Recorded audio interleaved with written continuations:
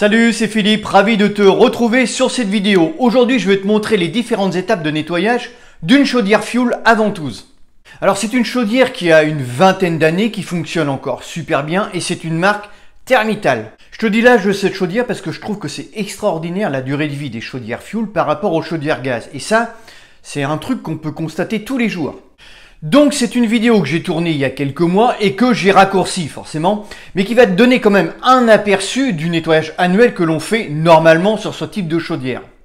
Donc on va aller voir ça tout de suite, mais avant d'aller plus loin, n'oublie pas de t'abonner si tu veux continuer à me suivre, de liker la vidéo pour le référencement. C'est parti, on y va, générique.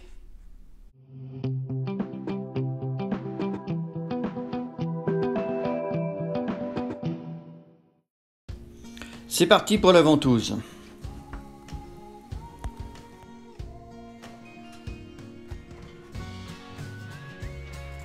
Une fois que la ventouse est enlevée, on procède à l'ouverture du foyer.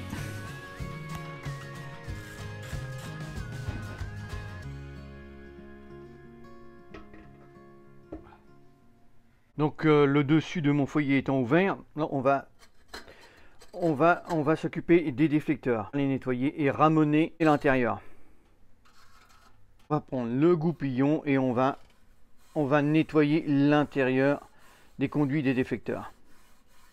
Voilà, un par un pour que ça soit bien propre et on laisse tomber la poussière de suie à l'intérieur du foyer, qui n'est pas ouvert d'ailleurs, qu'on va ouvrir ensuite. Donc là, faut bien balayer, il faut bien faire attention à la poussière, hein. Mettre un masque. Après avoir passé le goupillon, donc là tu vois les conduits sont relativement assez propres pour remettre les déflecteurs après. Et en fait, tout ce qui est sur le plateau, les extrémités, on va tout passer à la toile pour bien enlever tout le surplus de suie qu'il y a croché sur le fond. Une fois que ça c'est fait, aspirateur, parfait. Voilà, donc là on est bien propre partout. Maintenant, on va s'attaquer au foyer et au brûleur. On va ouvrir le foyer pour le nettoyer et on va démonter le brûleur. Donc là on va enlever le capot du brûleur.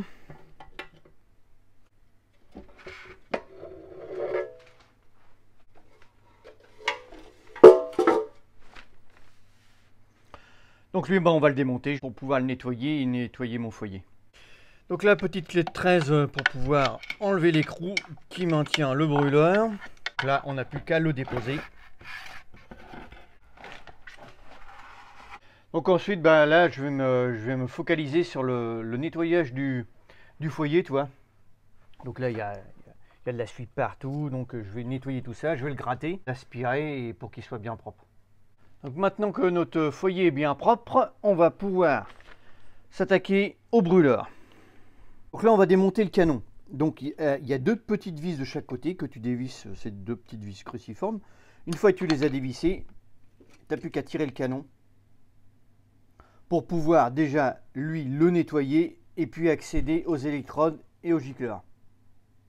Alors là, tu vois, on voit bien que les électrodes, ils sont encrassés. Donc, il y a du fuel, il y a un peu de dépôt, bon voilà. Donc pour défaire tes électrodes, eh bien il y a une petite vis cruciforme qu'on va pouvoir dévisser et ensuite on va tirer l'électrode pour pouvoir la nettoyer.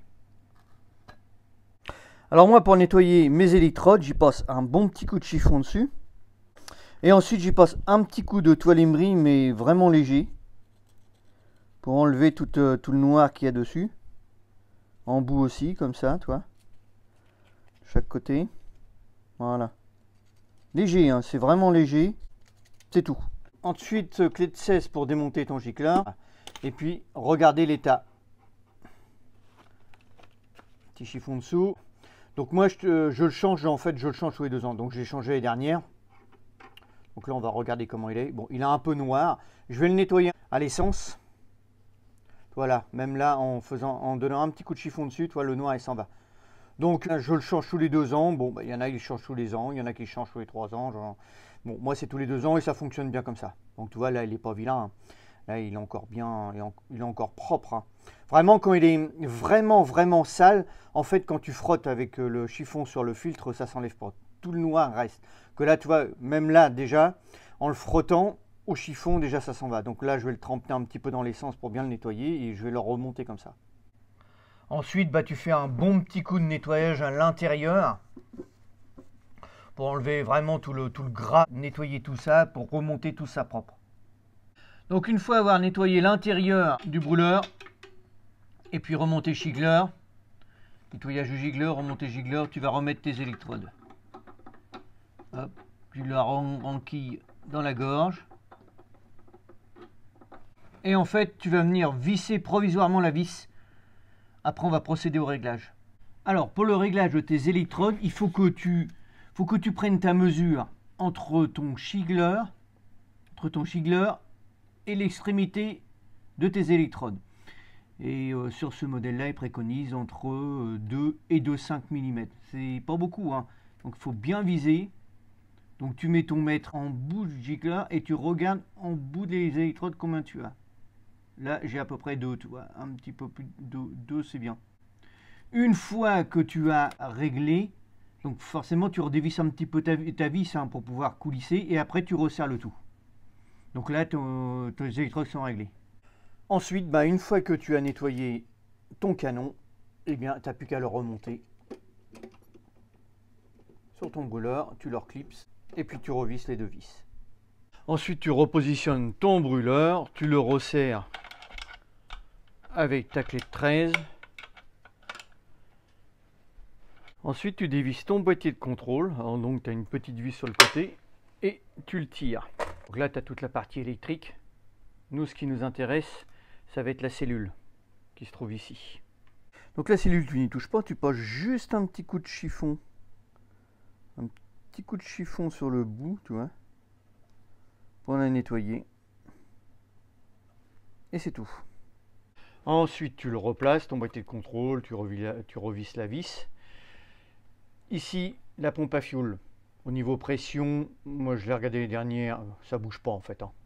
Bon, donc là je ne vais pas y toucher. Donc ça c'est la pompe à fioul et ça c'est le ventilateur. Pareil, il est réglé, j'y touche pas, ça fonctionne bien. Donc après tu peux refermer le capot. Nettoyer, ah oui, bien nettoyer à l'intérieur. Donc là tu vois, là c'est gras. Donc bien renettoyer tout, white spirit, et puis avoir un truc propre. Après on remonte le capot. Ensuite, nettoyage des déflecteurs à l'essence avant la repose. Repositionnement des déflecteurs. Donc tu as un sens. Donc lui, le brûleur, il est par là. Et en fait, tous les déflecteurs, ils viennent comme ça. Ok. Ensuite, nettoyage du couvercle, un bon petit coup de chiffon sur l'amiante pour bien la nettoyer, tu vois. Et puis là, bah, j'ai changé mon joint d'amiante pour l'étanchéité du couvercle. Donc voilà, le couvercle est repositionné. Maintenant, on va s'attaquer à la ventouse. Alors, la ventouse, au niveau des tuyaux, bah, moi je passe un bon petit coup de goupillon pour enlever tout le dépôt qu'il y a à l'intérieur. Et ce qu'il faut faire super attention aussi, bah, c'est au niveau des joints d'étanchéité entre deux morceaux de ventouse. Donc, faire attention s'ils ne sont pas craquelés, comme là par exemple, tu vois. Là j'en ai un. Il a été, alors, soit qu'il a été cisaillé au moment de la pose, entre les deux bouts, donc ça arrive, hein. Bon, après voilà, quand tu forces un peu plus, bon, ça a fonctionné, hein, la preuve, puisque moi ça fait 1 an que j'ai changé. Donc par contre, tu vois, là il est complètement coupé, donc là il est bon à changer, hein. Donc ça, pas hésiter à changer les joints qui sont défectueux. Donc c'est pareil au niveau de la contrepartie, en fait, c'est-à-dire l'amener d'air tout autour, hein, parce que là ta ventouse forcément elle est en 2 parties. Tu as le conduit par lui-même qui est en 80 et tu as l'amener d'air qui est en 125. Donc tout ça c'est relié ensemble, hein.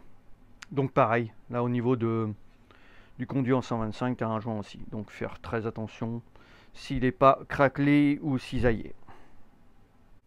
Alors bien entendu, bien lubrifier les joints pour faciliter la repose. Donc notre ventouse est remontée, on va s'attaquer au filtre à fioul. Donc après avoir coupé l'arrivée de fioul à la cuve, là ici tu vas dévisser ton filtre.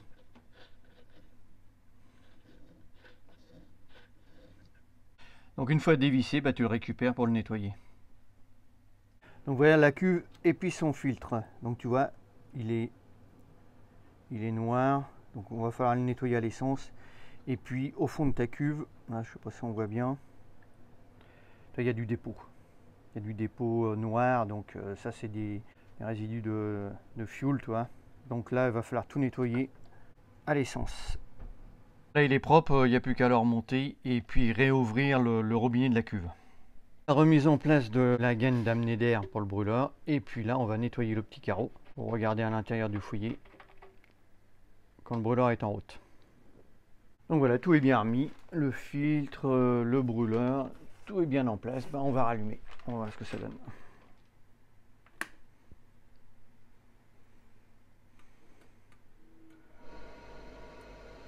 Plein amorçage. Il faut que le fuel arrive dans le filtre. Passe par le filtre et puis il revienne au brûleur.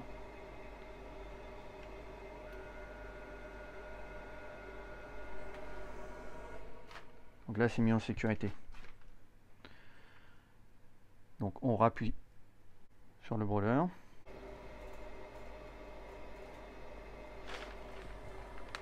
Là, le filtre se remplit. Et c'est parti. Elle est en route. Donc ça tourne. Donc j'ai plus qu'à finir de monter mon carénage et puis c'est bon. Donc j'aurais plus que le ballon à faire, mais il me manque le joint d'étanchéité de la trappe. Donc ça je le ferai plus tard. Alors forcément tu ne vas sûrement pas avoir la même marque de chaudière, mais le principe de nettoyage reste le même, surtout au niveau du brûleur. Ce qui va te permettre, si tu tombes en panne, de te dépanner toi-même. Voilà. Là tu as vraiment les bases. Eh bien cette vidéo touche à sa fin. Si tu ne t'es pas encore abonné, il n'est pas encore trop tard, tu peux encore le faire. Tu as des petites formations pour toi gratuites dans la description. Moi je te retrouve sur une prochaine, je te dis ciao ciao, salut, porte-toi bien.